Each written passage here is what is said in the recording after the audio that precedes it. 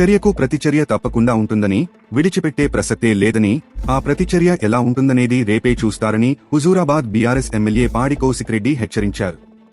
ఈ రోజు తనపై హత్యాయత్నం జరిగిందని సంచలన వ్యాఖ్యలు చేశారు. అరికేపూడి గాంధీ తన అనుచరులతో కౌశిక్ ఇంటి ఎదుట బైఠాయించిన సమయంలో ఉద్రిక్తత తలెత్తింది. గాంధీని పోలీసులు అరెస్టు చేశారు. అనంతరం కౌశిక్ బయటకు వచ్చి మీడియాతో మాట్లాడారు.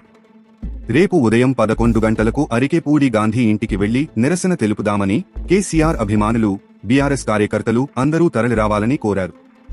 దాడి చేస్తే భయపడి పారిపోయే వ్యక్తిని కాదన్నారు. కాంగ్రెస్ గూండాలు తనపై హత్యాయత్నం చేశారన్నారు. తన ఇంటి కిటికీ అద్దాలు ధ్వంసం చేశారని, ప్లాన్ ప్రకారమే గుడ్లు, టమాటాలు తీసుకువచ్చారని విమర్శించారు.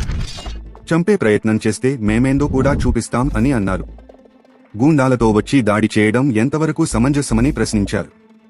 హారతులతో స్వాగతం పలికేందుకు సిద్ధంగా ఉంటే తమపై రాళ్ల దాడులు చేస్తారని నిలదీశారు. రాష్ట్రంలో ఒక ఎమ్మెల్యేకే రక్షణ లేదని, సామాన్య ప్రజలకు ప్రభుత్వం రక్షణ ఎలా ఇస్తుందని ప్రశ్నించారు. ప్రజాపాలన అంటే ఇదేనా రేవంత్ రెడ్డి అని నిలదీశారు. 5 ఏళ్ల తర్వాత బీఆర్ఎస్ అధికారంలోకి రావడం ఖాయమని, పార్టీ మారిన నేతల సంగతి అప్పుడు చూస్తామని హెచ్చరించారు. 5 ఏళ్ల తర్వాత కేసీఆర్ సీఎం కావడం ఖాయమని, అప్పుడు మీ భరతం పట్టడం కూడా ఖాయమన్నారు. ఇది రాసిపెట్టుకోండన్నారు.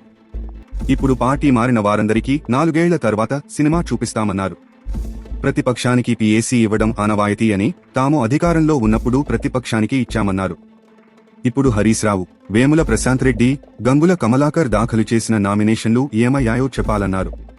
నామినేషన్ దాఖలు చేయని అరికేపూడి గాంధీకి దొంగచాటున పీఏసీ ఎలా ఇస్తారని నిలదీశారు. అరికేపూడి మాట్లాడిన మాటలను ఆయన విజ్ఞతకే వదిలేస్తున్నానని, మైనంపల్లి హనుమంతరావు అల్వాల్లో మీటింగ్ పెట్టి ఇదే విధంగా కేటీఆర్ను దూషించారని గుర్తు చేశారు. కాని 50,000 ఓట్ల మెజార్టీతో ఓడిపోయారన్నారు. రేపు అరికేపూడికి ఆయన నియోజకవర్గంలోనూ ఇదే గతి పడుతుందన్నారు. ఉప ఎన్నికల్లో కేసీఆర్ నాయకత్వంలో తమ దమ్మేందో చూపిస్తామన్నారు.